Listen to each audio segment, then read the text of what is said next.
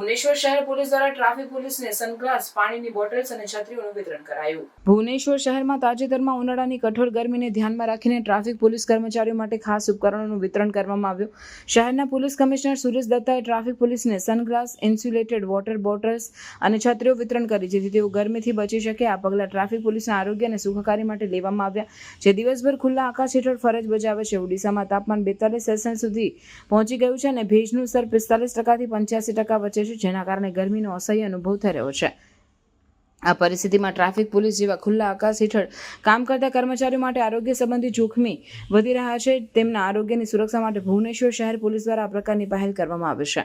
આ પહેલ ભુવનેશ્વર શહેરના હીટ એક્શન પ્લાનનો એક ભાગ છે, જેમાં ટ્રાફિક પોલીસને ઠંડાઈ, છત્રીઓ, પાણીની સુવિધા અને આરોગ્ય સંબંધિત માર્ગદર્શન આપવામાં આવે છે.